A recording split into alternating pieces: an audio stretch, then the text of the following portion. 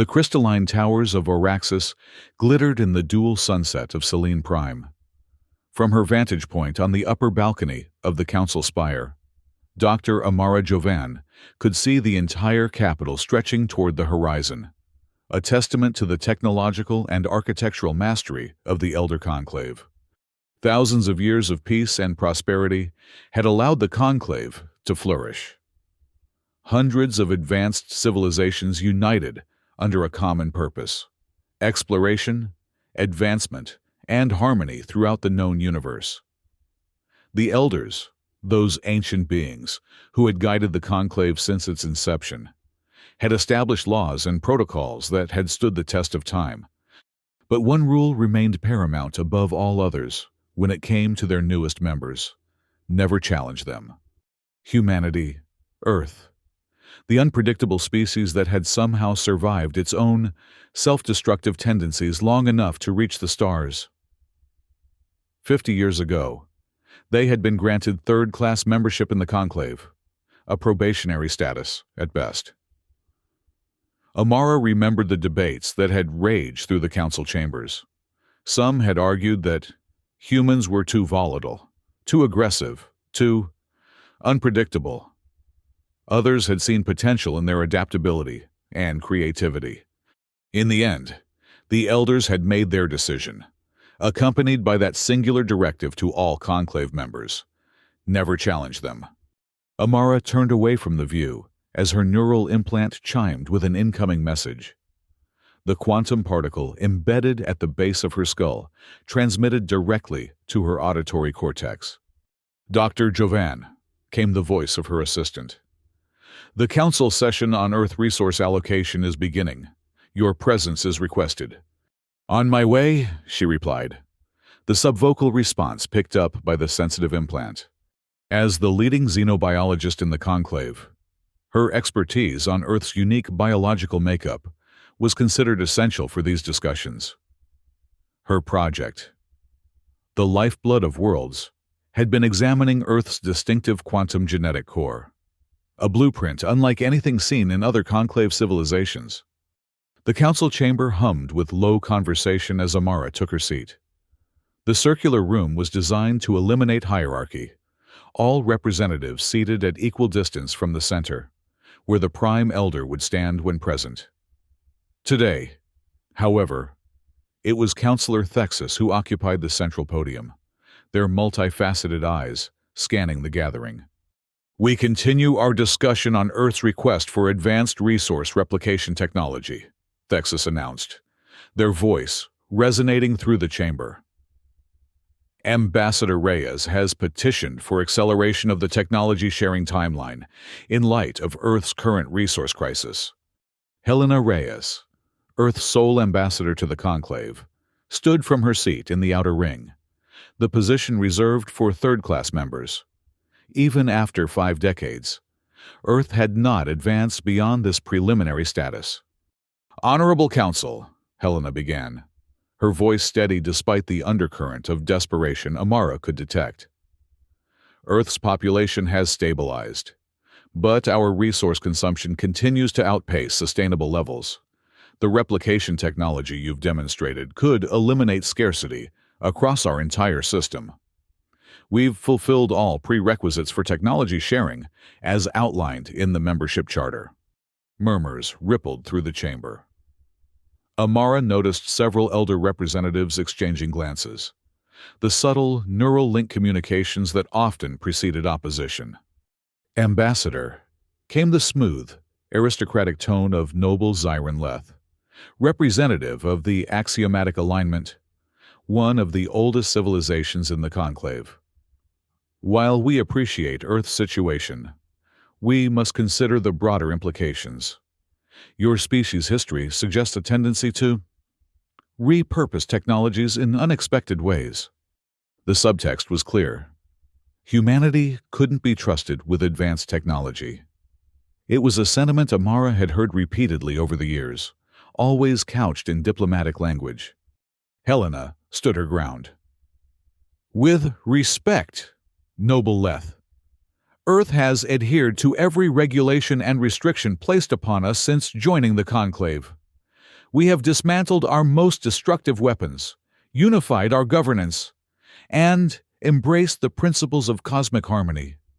Yet we remain classified as third-class members, with limited access to the very technologies that could alleviate suffering among our people. Amara found herself nodding slightly. The ambassador made valid points. Earth had indeed made remarkable progress in a relatively short time. Perhaps, interjected another counselor, we might consider a controlled implementation, a single region, closely monitored, to assess integration potential. The debate continued for hours, with various representatives arguing for and against accelerated technology sharing. Throughout it all, Amara noticed Zyron Leth, watching the proceedings with calculated interest, occasionally exchanging private communications with a small group of representatives who seemed to follow his lead. As the session concluded with a decision to form an assessment committee, effectively delaying any actual action, Amara gathered her notes and prepared to return to her laboratory. She was stopped by a gentle hand on her arm. "Dr. Jovan," Helena Reyes said, her eyes reflecting both exhaustion and determination. "Might I have a moment of your time?" Amara nodded, leading the ambassador to a quiet alcove away from the departing council members. "Your research on Earth's genetic structure," Helena began without preamble. "Has it revealed anything that might help our case?" Amara hesitated. Her research was primarily academic, focused on the unique quantum resonance patterns in human DNA that differed from other conclave species. "It's still theoretical, Ambassador. But yes, there are aspects of human biology that are distinctive, adaptability markers that exceed predictive models, resilience factors that seem to activate precisely when survival is threatened." "So we're unique," Helena said with a hint of bitterness. "Yet still not trusted." "The elders are cautious by nature," Amara replied diplomatically. 50 years is a mere blink in conclave timescales. Helena's gaze sharpened. "And what about the rule? Never challenge them. We know it exists. It's whispered throughout the conclave whenever Earth is discussed. What are they so afraid of?" Amara shifted uncomfortably. The directive was indeed well known, though rarely discussed openly. "I believe it stems from predictive modeling of conflict scenarios. When challenged directly, humans demonstrate an unusual capacity for innovative retaliation. The models suggest it's safer to accommodate where possible, rather than provoke." "They fear us," Helena said, realization dawning in her eyes. "Despite all their advanced technology and millennia of civilization, they actually fear what we might do if pushed too far." "It's more complex than fear," Amara said carefully. "It's a recognition of an unpredictable variable in an otherwise stable equation." Helena's communicator beeped, and she checked it with a frown. "I need to return to the Earth Embassy. Thank you for your candor. Dr. Jovan." As the ambassador departed, Amara couldn't shake the feeling that something fundamental was shifting in the careful balance the conclave had maintained with Earth. The conversation left her unsettled as she made her way back to her laboratory. The next morning, Amara woke to urgent alerts flooding her neural interface, bypassing her usual morning routine. She accessed the emergency briefing while hurriedly dressing. The information streaming directly to her consciousness made her freeze in horror. Theros, a small Earth colony established on a previously uninhabited world, had suffered a catastrophic event. Initial reports indicated a planetary-scale neurological shutdown. Millions of colonists had simultaneously collapsed, falling into vegetative states while life support systems struggled to maintain basic functions. The official cause was listed as unknown pathogen, but attached to the briefing was a classified addendum, accessible only due to her security clearance. What she read made her blood run cold. Project Neurocatalyst. a experimental neural modulation technology designed to guide mass consciousness toward constructive engagement with conclave principles. In simpler terms, mind control. The test deployment had catastrophically malfunctioned, overwhelming the human neural architecture instead of subtly influencing it. The project authorization bore the signature of Noble Zyron Leth, along with 6 other high-ranking conclave officials. They had deliberately violated the Prime Directive regarding humanity. They had challenged them in the most fundamental way possible, by attempting to subvert their very consciousness. Amara's hands trembled as she closed the briefing. This wasn't just a violation of conclave ethics. It was an act that could trigger interstellar war if Earth discovered the truth. The fragile trust built over 5 decades would evaporate instantly. Her laboratory door chimed, then opened before she could respond. 2 figures entered, one familiar, one not. "Dr. Javan," said Counselor Thexus. Their usually calm demeanor replaced by barely contained agitation. "You've seen the briefing." It wasn't a question. "I have," she replied, struggling to keep her voice level. "How could the Council authorize such a project? It violates every ethical principle the Conclave stands for, not to mention the explicit directive regarding Earth." "The Council did not authorize it," came the second figure's voice, a tall, gaunt being with luminescent markings that identified him as a missionary of the balance. "I am Kalev Orion. We believe a faction within the Conclave has been operating independently, reinterpreting the directive to mean never allow them to challenge us, rather than never provoke them." Amara felt sick. "And now millions are essentially brain-dead." "Not dead," Thexus corrected. "Their consciousness has been most suppressed.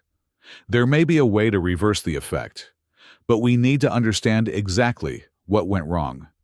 "Why come to me?" Amara asked, though she was beginning to suspect the answer. "Your research on human neural quantum patterns is unparalleled," Kalev said. "And more importantly, we believe you can be trusted. The faction behind this has extensive influence. We need someone who can work independently, without triggering their surveillance networks." "You want me to find a cure," Amara said, "while keeping the true cause secret from Earth?" Thexus's multifaceted eyes glittered. "For now, yes. If Earth learns that Conclave members deliberately tested a consciousness-altering weapon on their colony, the consequences would be severe." "You're asking me to lie by omission," Amara pointed out. "We're asking you to prevent a war," Kalev countered, "while we work to expose those responsible through proper channels." Amara turned away, her mind racing. Everything in her training told her to report this immediately, to bring it before the full council. But Thexus was right. If this faction had enough influence to authorize and deploy such a weapon, they would have contingencies in place. Official channels might be compromised. "Ambassador Reyes needs to know," she said finally. "She represents Earth's interests, and she has a right to the truth." Thexus and Kalev exchanged glances. "That would be, risky," Thexus began. "But necessary," Kalev finished. "I agree. The ambassador has proven herself trustworthy, and we will need Earth's cooperation to resolve the situation." "But then I'll help," Amara decided. "But we do this with transparency toward the ambassador, at minimum. I won't perpetuate a lie that only deepens the breach of trust." "Agreed," Kalev said before Thexus could object further. "We'll arrange a secure meeting. In the meantime, Dr. Jovan, review everything you have on human neural patterns. We need to understand why the neurocatalyst had such a devastating effect." After they left, Amara sank into her chair, the weight of responsibility settling over her. Millions of lives hung in the balance, as did the peace between Earth and the Conclave. The directive, "never challenge them," had been twisted into a justification for attempted control. And now, They were all facing the consequences. She activated her laboratory's security protocols, isolating her systems from the main conclave network. Then, she began pulling every file she had on human neural architecture, preparing for the most important research of her career. Hours later, secluded in a private chamber, deep within the missionary quarter of Araxis, Amara watched Ambassador Helena Reyes absorb the horrifying truth about Theros. The human woman's face remained composed, but Amara could see the slight tremor in her hands, the tightening around her eyes. "So," Helena said after a long silence, "while I've been begging for table scraps of technology to save lives on Earth, members of your conclave have been developing weapons to control our minds." "Not the conclave officially," Kalev clarified. "A faction led by Noble Leth. We believe they've been operating outside authorized parameters. A distinction without a difference to the people of Theros." Helena replied sharply, "Millions of my people lie catatonic, and you're worried about internal politics." "We're worried about preventing a war," Thexus interjected. "If this information reaches Earth in its raw form, Earth would have every right to withdraw from the conclave and defend itself." Helena finished. "You've violated our sovereignty in the most fundamental way possible, which is why we need your help," Amara said quietly. "I believe I can develop a countermeasure to reverse the effects, but I'll need access to affected individuals, brain scans, blood samples, things I can only get with your authorization." Helena's gaze locked with Amara's. "Why should I trust you? Any of you?"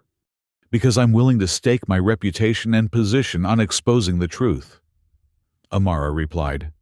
"What happened to Theros was wrong, unethical, criminal. It goes against everything the Conclave claims to stand for. I won't be part of a cover-up." "Nor will I," Kalev added. "The balance must be maintained. This action has created dangerous imbalance." Helena considered them for a long moment. "I'll need more than just you three, if we're going to solve this and expose the responsible parties. I need a team I can trust." "Who did you have in mind?" Thexus asked warily. "Major Marcus Kellen from Mars Defense Command," Helena said. "He's familiar with planetary defense tactics and can assess potential military threats. Dr. Soline Myra, our leading AI engineer, will need her expertise to decode any signals or security systems. And Dr. Renata Salim, a cosmic archaeologist who's studied pre-collapse Earth cultures. She understands human resilience better than anyone." "A military officer?" Thexus seemed alarmed. "That could be seen as an escalation." "Oh, seen by whom?" Helena challenged. "The same people who thought mind-controlling my species was acceptable? I'm not bringing an army, just one officer with relevant expertise. Unless you'd prefer I report this directly to Earth Central Command." The threat hung in the air. Earth's military capabilities were limited compared to the Conclave, but they were not insignificant. And if pushed into a corner, there was no telling what innovations they might develop in response. "The ambassador's terms are reasonable," Kalev said finally. "We need Earth's cooperation, not their suspicion." "Agreed," Amara added. "And having additional specialists will improve our chances of success." Thexus relented with a gesture of acquiescence. "Very well. But all communications must remain secure, and your team's movements must appear routine. The faction we're dealing with has eyes everywhere." "Then we'll need a cover story," Helena said, her diplomatic training evident in how quickly she shifted to practical matters. "A joint research initiative on the Theros pathogen, plausible enough to explain our collaboration, but not significant enough to draw undue attention." "I can authorize that through proper channels," Thexus confirmed. "As head of the Xenobiological Division, my interest would be expected." "Then it's settled," Helena said, standing. "I'll contact my people immediately. We should plan to convene on Theros within 3 standard cycles. As they finalized details, Amara felt a complex mixture of emotions: fear at the enormity of what they were undertaking, anger at the betrayal of conclave principles, but also a strange hope. For the first time, she would be working directly with humans as equals, not subjects of study or diplomatic counterparts kept at arm's length. She wondered if, perhaps, this crisis might forge a new understanding between their civilizations, assuming they all survived the fallout. 2 days later, Amara found herself aboard a medical transport vessel bound for Theros. The ship's official manifest listed it as carrying specialized diagnostic equipment for the pathogen investigation. In reality, it also carried Helena's assembled team, along with secure communication equipment that Kalev had provided from missionary resources. The journey would take 18 hours through subspace, giving them time to properly introduce themselves and begin preliminary planning. Amara had met Dr. Celine Myra briefly as they boarded. A tall, slender woman with cybernetic enhancements visible at her temples and wrists. The AI engineer had said little, immediately immersing herself in a portable data terminal. Major Marcus Kellen was more forthcoming, a compact, muscular man with the alert posture of someone constantly assessing his surroundings. His handshake had been firm, his gaze direct. "Dr. Jovan," he'd said, "Ambassador Reyes speaks highly of your research. I hope it helps us find answers." The underlying message was clear. He was reserving judgment on whether to trust her. Dr. Renata Salim was the last to join them, hurrying aboard just before departure. Unlike the others, she carried physical books along with her digital equipment, a rarity in an age of neural downloads. "Historical context matters," she explained when Amara commented on them. "Sometimes, the old ways of preserving knowledge reveal patterns that digital analysis misses."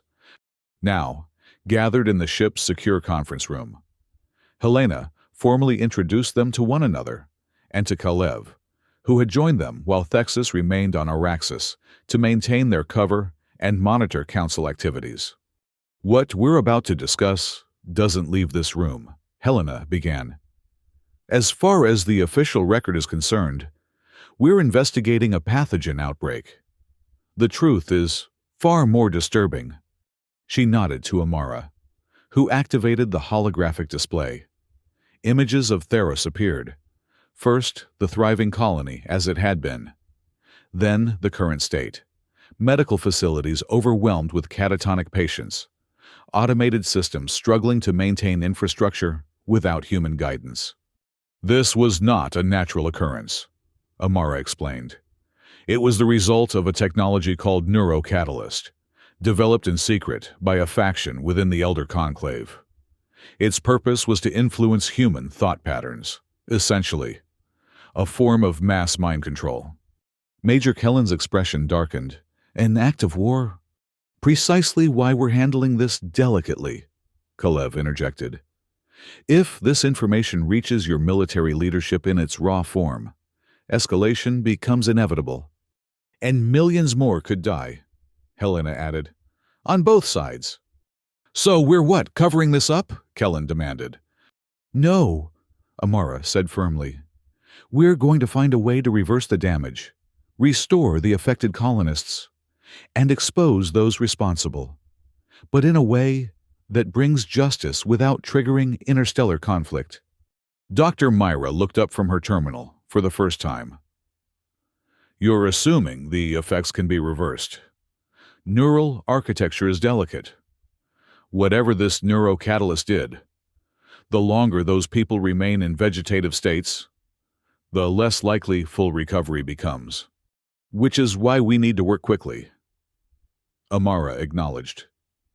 "I've been analyzing the preliminary brain scans. The neurocatalyst appears to have created a quantum entanglement effect within the neural pathways, essentially locking consciousness in a recursive loop. Like a computer with a frozen processor," Myra suggested. "Similar, yes. The good news is that lower brain functions remain intact. Breathing, heartbeat, basic reflexes. The higher cognitive functions are suspended, not destroyed. Dr. Salim, who had been quietly listening, finally spoke. This technology, could it have worked as intended on any other species? The question caught Amara off guard. What do you mean? I mean, Salim clarified. Is this a case of incompatible biology? Or did the technology itself fail? In other words, was this a case of underestimating human neural complexity? Or was the neurocatalyst fundamentally flawed? It was an insightful question. Amara considered it carefully. Based on what I've seen so far, I believe it's the former. Human consciousness operates on quantum principles that differ subtly, but significantly from other conclave species. The neurocatalyst was designed based on generalized neural models that don't account for these differences. In other words, Major Kellen said with grim satisfaction, they tried to hack our brains without understanding the operating system. A crude but essentially accurate analogy, Amara agreed. This matches historical patterns. Salim noted. Throughout human history, attempts to control population behavior through chemical, psychological, or technological means have consistently underestimated the variability and adaptability of human response. That's fascinating from an academic perspective, Myra cut in. But it doesn't help our immediate problem. We need access to the neurocatalyst technology itself. Without understanding exactly how it works, developing a countermeasure will be like trying to create an antidote without knowing the poison. I've been working on that, Helena said. According to the information Counselor Thexus provided, the technology was deployed from a facility on Theros itself, disguised as an atmospheric regulation station. If components of the device remain, we may be able to reverse engineer it. And if whoever deployed it removed all evidence, Kellen asked. Then we follow the data trail, Myra said confidently. A technology this sophisticated would require significant development resources, testing protocols, authorization chains. There will be records somewhere. Which brings us to our roles. Helena continued. Dr. Jovan and Dr. Myra will focus on the technical aspects, understanding and counteracting the neurocatalyst. Major Kellen will assess security implications and ensure our safety on the ground. Dr. Salim will help us understand the human factors involved and assist with treatment protocols. Missionary Orion will be our liaison with trustworthy elements within the conclave, and I'll handle any diplomatic challenges that arise. And what happens after we succeed? Kellen asked. Assuming we do. We present our findings to the full council, Kalev said, with irrefutable evidence of who was responsible. And then what, a strongly worded reprimand? Kellen's tone was skeptical. Justice comes in many forms, Major. Kalev replied evenly. The conclave has existed for thousands of years because it holds its members accountable, even the most powerful ones. I'll believe that when I see it, Kellen muttered. Amara understood his skepticism. From an outsider's perspective, the conclave's internal justice mechanisms would seem opaque at best. But she had seen them in action during her centuries of service. The elders might move slowly, but when they finally acted, it was with absolute certainty and finality. One step at a time. Helena interjected diplomatically. First, we save the people of Theros. Then we ensure this never happens again. As the ship continued its journey through the iridescent corridors of subspace, they began detailed planning for their arrival. Amara found herself impressed by the humans' focus and adaptability. Despite the shocking betrayal they had discovered, they remained constructive, solution-oriented. Perhaps, she thought, this was exactly what the directive Never Challenge Them had recognized. Not just humanity's capacity for retaliation, but their remarkable resilience in the face of adversity. The atmosphere on Theros was heavy with more than just the slightly increased nitrogen content that characterized its biosphere. As their team disembarked from the medical transport, Amara could feel the weight of desperation that permeated the colony. Emergency medical facilities had been established in every available space. Temporary stasis chambers lined the main thoroughfares, each containing a catatonic colonist sustained by life support systems. Medical personnel, both human and conclave, moved between them with the mechanical efficiency that comes from exhaustion and overwhelm. 2,317,000 affected individuals, Helena murmured as they made their way toward the colony's administrative center. 98% of the population. Who makes up the unaffected 2%? Dr. Salim asked. Children under the age of 6, Amara explained, having reviewed the data during their approach. And approximately 50 adults who were in specialized medical stasis for unrelated conditions at the time of the incident. That supports your quantum neural theory, Myra noted. Developing brains wouldn't have the established pathways for the neurocatalyst to latch onto. They were met at the administration building by the colony's acting governor, a conclave medical administrator named Joral, who had been dispatched immediately after the incident was reported. Ambassador, doctors, Joral greeted them, his translucent epidermal layers betraying his exhaustion. We've prepared the facilities you requested, but I must emphasize that our resources are stretched beyond capacity. Whatever this pathogen is, conventional treatments have proven completely ineffective. We've brought specialized diagnostic equipment, Helena replied smoothly, maintaining their cover story. And Dr. Jovan's team has developed promising theoretical approaches based on the preliminary data. Joral led them to a secured wing of the building that had been converted into a research facility. You'll have access to all our findings so far, though I warn you, they're frustratingly inconclusive. We've detected no viral, bacterial, or prion agents in any of the affected individuals. Because there aren't any, Major Kellen muttered under his breath, earning a warning glance from Helena. We'll need to examine the atmospheric regulation station in Sector 7, Amara said, referring to the disguised deployment site for the neurocatalyst. Joral's expression registered surprise. That's an unusual request. The facility is automated and hasn't registered any anomalies.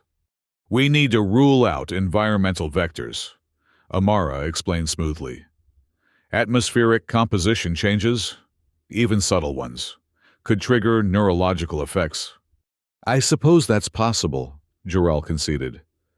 I'll arrange transport and clearance. Once Joral had left them to get settled, Myra immediately began setting up her equipment, creating a secure network isolated from the colony's main systems. We can't trust the local infrastructure, she explained, as her fingers danced across multiple interfaces. If the neurocatalyst was deployed from here, there may be monitoring systems in place to track investigation progress. Can you shield our activities? Helena asked. I can create the appearance of standard diagnostic procedures while masking our actual work, Myra confirmed. But we should assume we're being watched at all times. Major Kellen had moved to the window, surveying the layout of the colony with professional assessment. Security is minimal. They're focusing all resources on medical support. If someone wanted to remove evidence from that atmospheric facility, they'd have little trouble doing so. Then we need to move quickly, Amara decided. Dr. Myra, establish your security measures. Major Kellen, Dr. Salim, prepare for a site visit to the atmospheric station as soon as possible. Ambassador, if you could manage local administrative requirements to ensure our access. And what will you be doing, Dr. Jovan? Helena asked. I need direct neural scans of affected individuals at different stages of development, children, adolescents, adults. If my theory about quantum neural entanglement is correct, the pattern of effect should vary according to brain development. I'll assist with the patient assessments, Kalev offered. My position allows me access without raising suspicion. They dispersed to their assigned tasks, establishing the rhythm of cooperation that would define their coming days. Amara found herself working seamlessly with Myra, whose technical brilliance complemented her own biological expertise. Despite the gravity of their situation, there was something exhilarating about this direct collaboration. Without the usual diplomatic buffers and protocols that characterized conclave human interactions, the next 12 hours passed in a blur of activity. While Amara and Myra analyzed neural scan data, the others visited the atmospheric regulation station, returning with disturbing news. "The facility has been sanitized," Kellen reported, his expression grim. "Recently, within the past 48 hours. "Are you certain?" Helena asked. "Absolutely. There are microabrasion patterns consistent with high-intensity particle cleaning. Whoever did it was thorough. But they couldn't eliminate the evidence of the cleaning itself." "They knew we were coming," Kalev realized. "Or they suspected someone would investigate eventually," Salim suggested. "But they left something behind, perhaps unintentionally." She placed a small object on the table, a crystalline fragment no larger than a fingernail. "We found this embedded in a ventilation duct. It appears to be a component of a larger device." Amara carefully picked up the fragment, examining it under a molecular scanner. "This is definitely conclave technology. The crystalline structure contains quantum resonance patterns, typical of neural interface devices." "Can you determine its function from such a small piece?" Myra asked, leaning in with interest. "Not specifically, but it confirms we're on the right track. This type of crystal is used in consciousness-affecting technologies. Meditation aids, dream enhancers, memory stabilizers, or mind control weapons," Kellen added grimly. "We need more," Amara admitted. "This fragment alone isn't enough to develop a countermeasure." "Then we follow the data," Myra said decisively, turning to her array of screens. "Every technology leaves digital fingerprints, power consumption patterns, authorization codes, communication protocols. If the neurocatalyst was deployed from that facility, there will be records in the colony's systems." "Which may have been erased," Helena pointed out. "Data is never truly erased," Myra replied with professional confidence. "Only overwritten. And overwriting always leaves trace patterns. Give me 24 hours with the colony's systems." "You'll have it," Helena assured her. "In the meantime, the rest of us should focus on the affected colonists. Dr. Jovan, have your scans revealed anything useful?" Amara nodded, activating the holographic display to show her findings.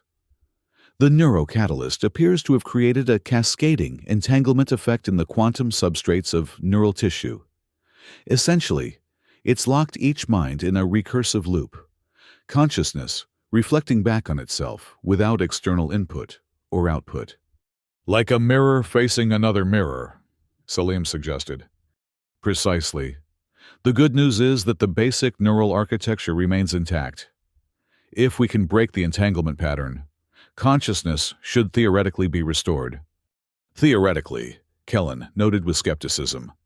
"It's our best hope," Amara insisted. "And there's another finding that might help us. The effect isn't uniform across all patients. Children whose neural pathways are still forming show less stable entanglement. Some are already showing signs of spontaneous recovery." "Their minds are literally rewiring around the damage," Salim said with undisguised admiration. "Human neural plasticity in action."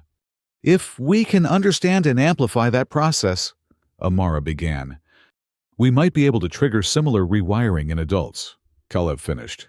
"A form of induced neural plasticity." Their discussion was interrupted by a priority alert on Helena's communicator.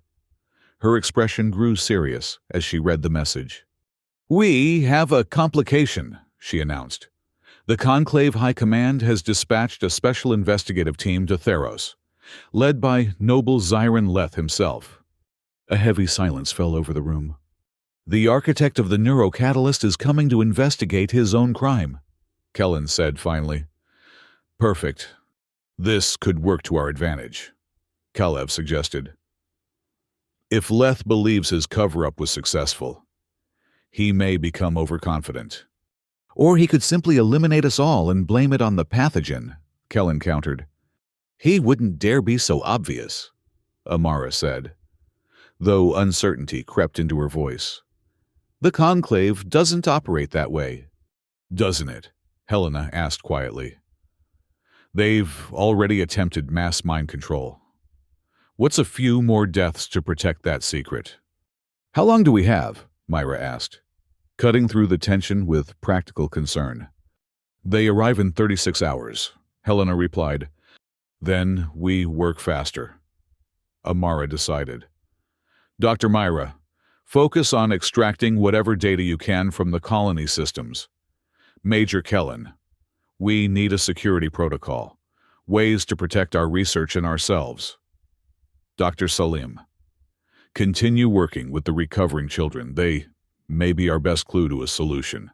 Missionary Orion, contact your network on Araxis. We need to know exactly who's with Leth and what their official mandate is. And you? Helena asked. I'm going to attempt to break the quantum entanglement in a controlled environment. If I can free even one mind from this trap, we'll have proof that recovery is possible. They dispersed with renewed urgency, the approaching threat adding pressure to their already desperate mission. Amara felt the weight of responsibility pressing down on her. Millions of lives hung in the balance, along with the future relationship between humanity and the Conclave. As she prepared her equipment for the experimental procedure, she couldn't help wondering if the Elder's directive had been right all along. Not because humans needed to be feared, but because challenging them had revealed the moral rot within the Conclave itself. The next day and a half passed in a frenzy of activity. Sleep became a luxury none of them could afford as they raced against Leth's impending arrival. Myra had made the first breakthrough, her cybernetically enhanced abilities allowing her to reconstruct fragments of deleted data from the colony systems. They weren't as thorough as they thought, she reported, displaying a series of recovered command sequences. These are activation protocols for a quantum field generator located exactly where the atmospheric regulation station stands. Power consumption spiked approximately 2 minutes before the first colonist collapsed. Can you determine the exact frequency pattern of the field? Amara asked eagerly. Not completely, but I can give you a range.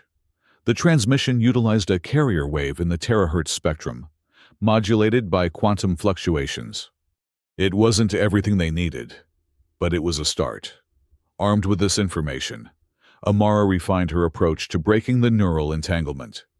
Meanwhile, Dr. Salim had been working with the children who showed signs of recovery, documenting their neural adaptations and developing a theory of her own.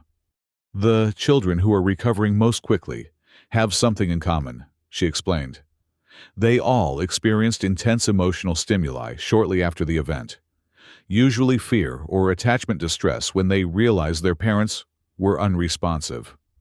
Emotion as a catalyst for neural reorganization? Amara considered the implication. That aligns with what we know about human consciousness. Unlike most conclave species, your neural processing is intimately connected with emotional states. It's not just an interesting correlation, Salim insisted. I believe it's the mechanism of recovery. Strong emotional stimuli are creating enough noise in the quantum neural state to disrupt the entanglement pattern. Like using a powerful sound wave to shatter glass, Myra suggested. Exactly. And I think we can use this principle to help the adults.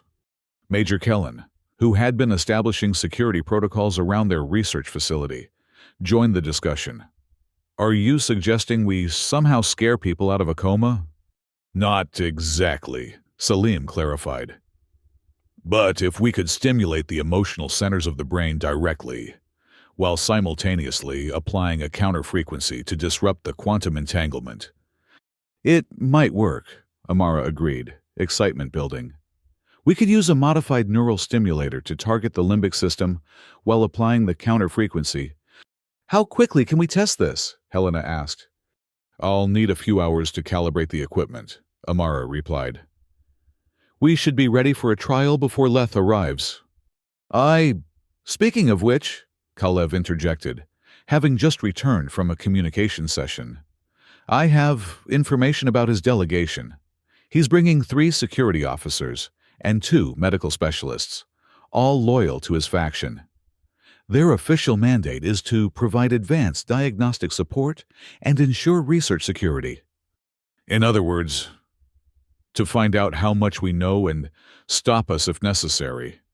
Kellen translated grimly. We need to test our treatment immediately.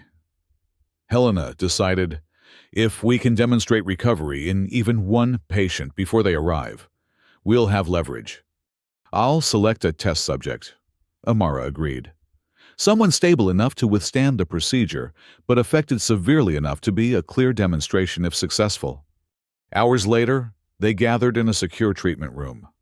Their selected patient, a middle-aged colony administrator who had been among the first affected, lay connected to an array of monitoring equipment. The procedure has 2 phases, Amara explained. First, we'll use the neural stimulator to activate the emotional centers of the brain, creating neural noise. Then, we'll introduce the counter frequency to disrupt the quantum entanglement pattern. If successful, we should see immediate changes in brain activity, followed by a gradual return to consciousness. And if unsuccessful? Kellen asked. Then we adjust and try again, Amara replied, refusing to consider failure as an option. With careful precision, she initiated the procedure. The neural stimulator activated, sending targeted signals to the patient's limbic system. Monitoring displays showed increased activity in the emotional centers of the brain. Phase 1 showing expected response, Myra confirmed, watching the data streams. Emotional centers activating. Initiating Phase 2, Amara announced, introducing the counter frequency. For several tense moments, nothing seemed to happen. Then, suddenly, the neural activity patterns began to shift. The recursive loops that had characterized the entanglement started to break down, replaced by more natural patterns. It's working, Salim whispered, her eyes fixed on the displays. The patient's eyelids fluttered, fingers twitched. A soft moan escaped his lips. Consciousness returning, Amara confirmed, hardly daring to believe their success. Vital signs stabilizing. Within minutes, the administrator was awake, confused, and disoriented, but unmistakably conscious. As Salim gently explained what had happened, the others gathered in the adjacent observation room. We need to scale this up immediately, Helena said. How quickly can we treat the entire colony? With our current equipment, it would take years, Amara admitted. We need to adapt the atmospheric system to broadcast the counter-frequency colony-wide, combined with a chemical stimulant to activate emotional responses. I can reconfigure the atmospheric station, Myra offered, using the same delivery system they used for the attack. Poetic justice, Kellen remarked with grim satisfaction. We'll need to move quickly, Kalev warned. Leth's ship will be arriving in less than 6 hours. Then we split up, Helena decided. Dr. Myra, Major Kellen, and Dr. Salim will go to the atmospheric station to implement the colony-wide treatment. Dr. Jovan, Missionary Orion, and I will remain here to continue individual treatments and prepare to confront Leth with our evidence. As the team dispersed to their assignments, Amara felt a mixture of hope and apprehension. They had proven recovery was possible, but confronting Leth directly would be dangerous. If he realized they had discovered the truth about the neurocatalyst, there was no telling how he might respond. 5 hours later, as Leth's ship entered Theris's atmosphere, Myra's team had successfully reconfigured the atmospheric system. The counter frequency was ready to broadcast, and a mild emotional stimulant, synthesized based on Salim's research, had been prepared for distribution through the colony's air supply. "We're ready on our end," Myra reported via secure communication. "Awaiting your signal to activate. Hold until we've engaged Leth," Helena instructed. "We need to see his reaction when confronted with our evidence." Leth's delegation arrived at the research facility with the confident air of authority that came from millennia of privileged status. Noble Zyron Leth himself was imposing even by conclave standards, tall and elegant, with the distinctive iridescent skin patterns that marked his ancient lineage. Ambassador Reyes. He greeted Helena with perfect diplomacy. "I'm pleased to see the conclave on Earth cooperating so efficiently in response to this tragedy." "We're grateful for the support," Helena replied, matching his polite tone. "Dr. Jovan's expertise has been invaluable." Leth turned his attention to Amara, his expression unreadable. "Doctor, your reputation precedes you. I understand you've been investigating a potential pathogenic cause?" "We've been investigating all possibilities," Amara replied carefully, "including some unexpected findings." "Oh?" Leth's interest seemed genuine, though Amara detected a subtle tension beneath his composed exterior. "Perhaps we should discuss them in private," Helena suggested. "Along with missionary Orion, who has been assisting our research." If Leth was surprised by Caleb's presence, he concealed it well. "Of course, lead the way." They moved to the secure conference room, where Helena activated the privacy shields. Leth's security officers remained outside at Helena's insistence, a point he conceded with apparent graciousness. "Now then," Leth said once they were seated, "these unexpected findings." Helena looked to Amara, who activated the holographic display. Images of the neural scans appeared, along with the recovered data from the colony's systems. "What we've discovered," Amara began, "is that the colonist's condition was not caused by any pathogen. It was the result of a technology called neurocatalyst, a quantum field designed to influence human consciousness." She watched Leth carefully as she spoke. His expression remained neutral, but a subtle shift in his posture betrayed his surprise at their knowledge. "That's a remarkable theory," he said after a moment. "What evidence supports such a specific conclusion?" In answer, Helena displayed the crystalline fragment they had recovered from the atmospheric station. "This component has a quantum signature matching classified conclave neural interface technology," she said. "Technology that, according to records, falls under development projects directly overseen by your division, Noble Leth. Many technologies share similar components." Leth deflected smoothly. "Without the complete device, such conclusions are speculative at best." "We don't need the complete device," Amara countered. "We've already developed a treatment based on counteracting its effects. In fact, when we've successfully revived one patient and are prepared to treat the entire colony." That caught him off guard. For the first time, genuine alarm showed in his expression. "That would be premature," he said quickly. "Any treatment protocol should undergo rigorous review by the full medical council before colony-wide implementation." "Normally, I would agree," Helena said. "But given the evidence that this was not a natural occurrence but a deliberate attack, immediate treatment takes precedence over procedural considerations." "Attack?" Leth's voice hardened. "That's a serious accusation. Ambassador. One that could have diplomatic repercussions if made publicly without irrefutable proof." "Which is why we're having this conversation in private," Kalev interjected smoothly. "To give you an opportunity to explain before we take our findings to the full council." Leth's gaze shifted between them, calculating. "I see. And what exactly do you believe requires explanation?" "Project Neurocatalyst," Amara said directly. "Its unauthorized deployment on Theros, the attempt to cover up the evidence, the deliberate violation of the directive regarding humanity." For a long moment, silence filled the room. Then, surprisingly, Leth smiled, a cold, confident expression. "The directive," he said softly, "has been misinterpreted for too long. Never challenge them was never meant to place humanity above guidance. It was a recognition that direct confrontation is inefficient, subtle direction. However, mind control," Helena stated flatly.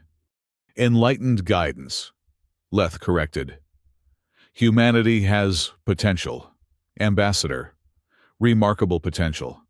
But your species is chaotic, self-destructive, prone to emotional decision-making rather than rational, long-term planning. The neurocatalyst was designed to, temper those tendencies, to help humanity integrate more smoothly into the conclave." "By stripping away our autonomy," Helena replied, her voice tight with controlled anger. "By enhancing your better nature," Leth insisted. "The deployment on Theros was meant to be subtle, a minor adjustment to increase cooperation and reduce conflict. The catastrophic outcome was an unfortunate technical failure, not the intended result." "You speak as if that makes it acceptable," Kalev said, genuine shock in his voice. "The balance requires respect for the natural development of all sentient beings. What you've done violates the most fundamental principles of the Conclave." "The Conclave has survived for millennia because it adapts," Leth replied. "Humanity represents a unique variable, unpredictable, potentially destabilizing. The directive to never challenge them directly has hampered our ability to properly manage their integration." "We are not yours to manage," Helena said with quiet intensity. "Your perspective is understandable, Ambassador, but limited. You see only from the human time frame. The Elders must consider millennia, not decades." Throughout this exchange, Amara had been quietly sending updates to Myra's team. Now she received confirmation. They were ready to broadcast the counter-frequency and emotional stimulant throughout the colony. "Noble Leth," Amara said, drawing his attention. "Whatever your justification, millions of people are suffering. We have a treatment ready. Will you oppose its implementation?"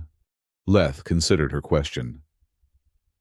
"I would prefer to examine your methodology first, to ensure it doesn't cause further harm." "Time is critical," Helena pressed. "Every hour that passes, neural pathways become more rigid, making recovery less likely. Nevertheless, proper protocols must be—" He was interrupted by the sudden activation of all screens in the room. Dr. Myra's face appeared, her expression determined. Sorry for the intrusion," she said, not sounding sorry at all. "But we've initiated the colony-wide treatment. Initial readings show positive neural response in 63% of patients, and climbing." Leth's composure finally cracked. "You have no authority to—" "Actually," Helena interrupted, "as Earth's ambassador, I have full authority to authorize emergency medical treatment for human colonies, particularly when the alternative is allowing a hostile action to continue unchallenged." "This is going to the Council," Leth threatened. "Your careers, your status, all of it will be forfeit when they learn you've interfered with a classified operation." "Yes," Kalev agreed calmly. "This is absolutely going to the Council. Every detail, Noble Leth.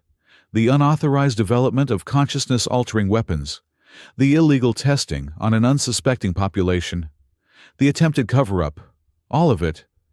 "It would be your word against mine," Leth said, though his confidence was clearly shaken. "And I have stood with the Elders for millennia."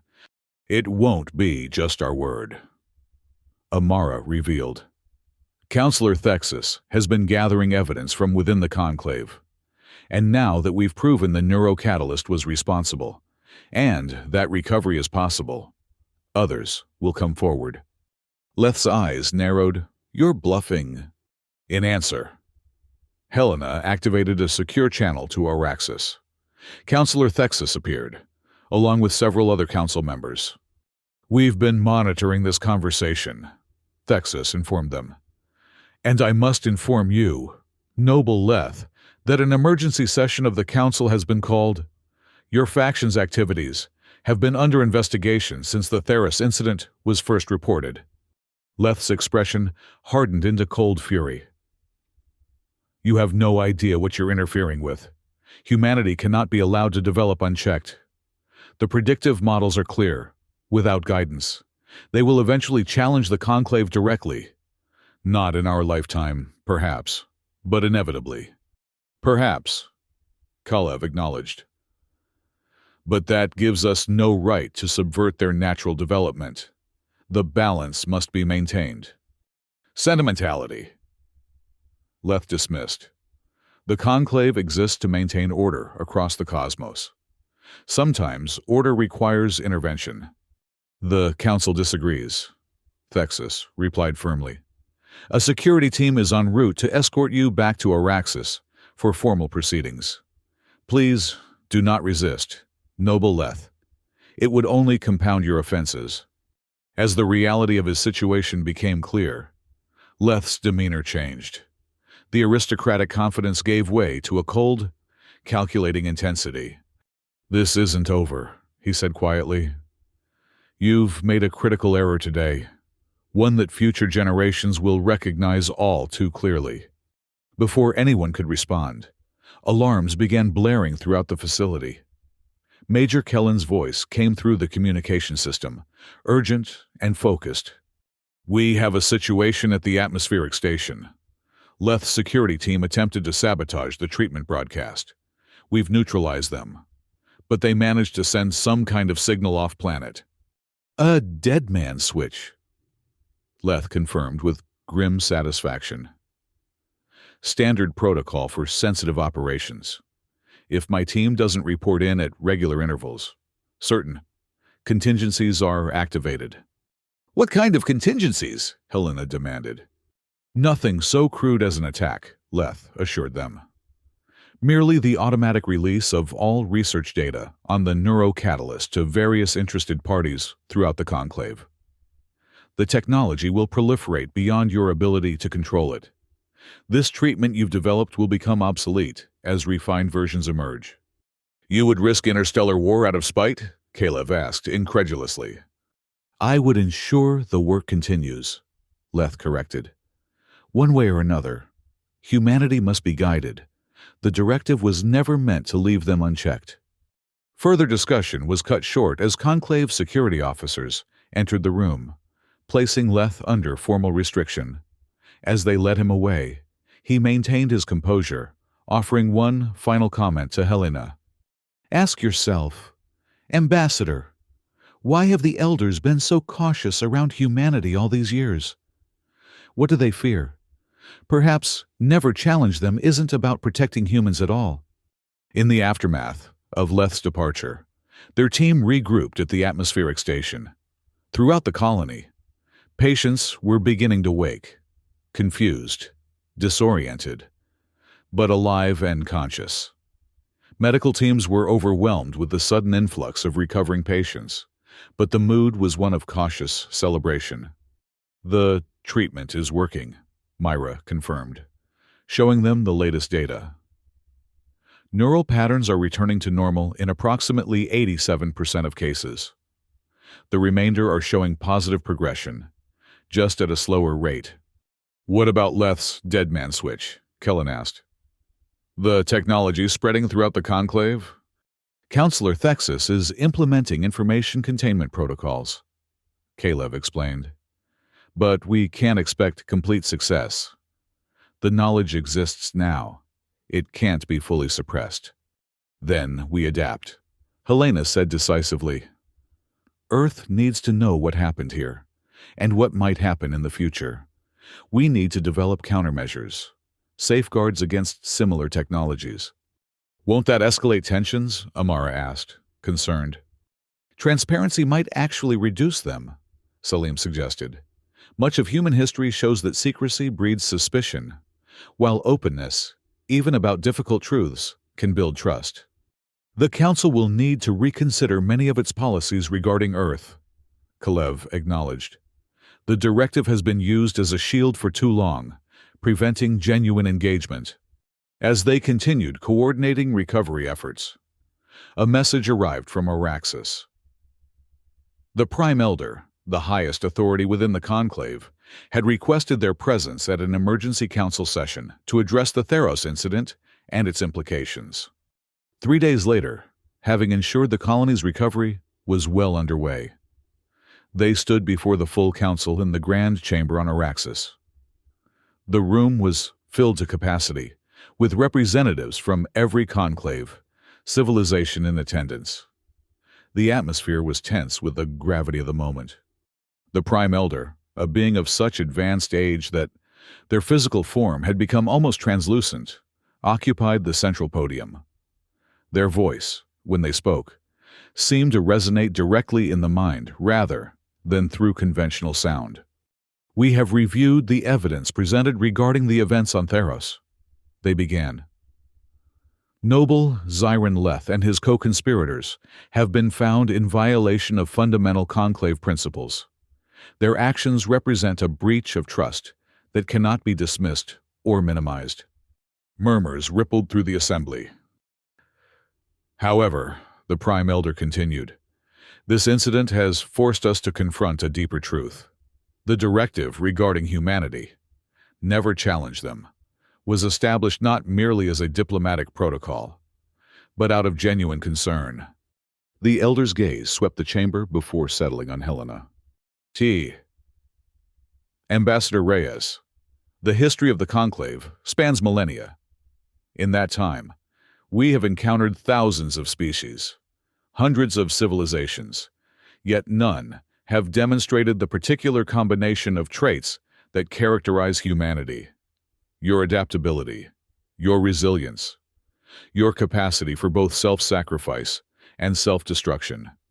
These are not unique to humans, Helena pointed out respectfully. Not individually, no. But the specific configuration, the speed with which you innovate, the intensity of your emotional drives, the unpredictability of your collective behavior, these create a pattern we have found concerning. Concerning enough to justify mind control? Helena asked directly. No, the Prime Elder stated firmly. Leth's interpretation was a perversion of the directive's intent. Never challenge them was meant as a recognition that direct confrontation with humanity tends to provoke disproportionate response. It was never intended to justify subversion of your autonomy. Yet it created the conditions that allowed Leth's faction to operate, Dr. Salim observed. A failure of oversight we must address. The Elder acknowledged. Which brings us to the purpose of this session.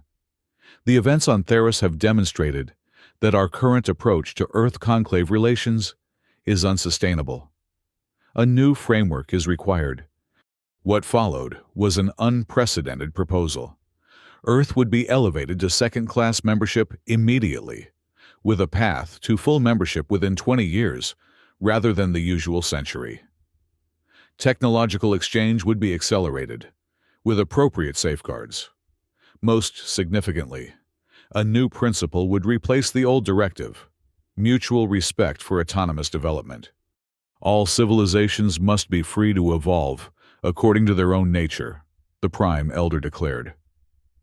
Guidance may be offered, but never imposed.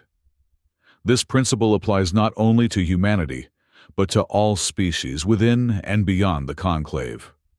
The proposal was put to a vote, passing with overwhelming support. Even those who had harbored reservations about humanity seemed sobered by the revelation of Leth's actions and impressed by the team's response to the crisis. As the session concluded, Amara found herself standing with Helena and the others on a balcony overlooking the crystalline spires of Araxis. "Do you think it will work?" she asked the ambassador. "This new framework?" "It's a start," Helena replied. "Trust has been damaged, but at least now we're acknowledging the reality of our relationship, instead of hiding behind diplomatic fictions." "What will happen on Earth when this becomes public?" Caleb inquired. "There will be anger," Helena admitted. "Fear, calls for isolation or militarization. But there will also be those who recognize the opportunity this represents. The vast majority of the conclave had nothing to do with Leth's actions, and they've responded with genuine remorse and a commitment to change. "And what about us?" Dr. Myra asked. "Our little team?" Helena smiled. "I think we've proven that direct collaboration between humans and the conclave can yield remarkable results. Perhaps that's the model for the future." "I'd like that," Amara said sincerely. "Working with all of you has been enlightening." "The feeling is mutual, Dr. Jovan," Major Kellen replied with unexpected warmth. "You stood with us when it would have been easier to look away. That counts for something." As they discussed plans for ongoing cooperation, Amara's thoughts turned to Theros. The colony was recovering, but the experience had left its mark. How would the survivors feel about the conclave now? Would they embrace the new relationship, or would lingering trauma create lasting division? 6 months later, Amara found herself back on Theros. The colony had been rebuilt, its population largely recovered, though some still struggled with the psychological impact of their ordeal. She had been invited to the dedication of a memorial, a crystalline structure that captured and refracted light in patterns, representing the neural pathways of consciousness. As the ceremony concluded, she noticed a small child picking up something from the ground near the base of the memorial. Moving closer, she saw it was a tiny fragment of metal, a remnant of the neurocatalyst device that had somehow escaped detection during the cleanup. The child examined it curiously, turning it over in small fingers, unaware of its significance. For a moment, Amara considered taking it from him, removing this last trace of the technology that had caused so much suffering. But then she paused. Perhaps it was better this way, a reminder, however small, of what happens when fear drives actions, when never challenge them becomes an excuse to control rather than understand. The child's mother called him away, and he pocketed the fragment before running off. Amara watched him go, thinking about the future that awaited him, a future where Earth and the conclave would need to find a way forward based on genuine mutual respect, not uneasy accommodation or hidden agendas. The directive had been right in one sense. Challenging humanity directly was indeed dangerous, but not because humans were inherently threatening. Rather, because challenge revealed truth about both sides, about the capacity for cruelty and control that existed even within the ancient conclave, about the resilience and determination of the human spirit, about the fundamental right of all conscious beings to determine their own path.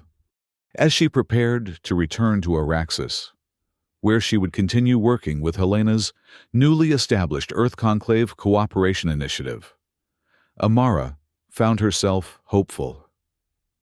The road ahead would not be easy. Trust, once broken, took time to rebuild. But they had made a start. And perhaps, in the end, that was the most important lesson from Theros, that even in the aftermath of betrayal and harm, new beginnings remained possible, that consciousness, whether human or conclave or any other form, contained within it the remarkable capacity to adapt, to heal, and to grow beyond the limitations of the past. The elders had been right to be cautious about challenging humanity, but their error had been in fearing what might be revealed rather than embracing the opportunity for genuine understanding. In challenging humanity, Leth's faction had ultimately challenged the conclave itself, forced it to confront its own failings and recommit to its highest ideals. As Amara boarded the transport that would take her back to Araxis, she smiled at the irony. In the end, never challenge them had been replaced by something far more powerful. Always respect them. Not out of fear, but out of recognition that true harmony could only exist between equals. each following their own unique path through the vastness of the cosmos.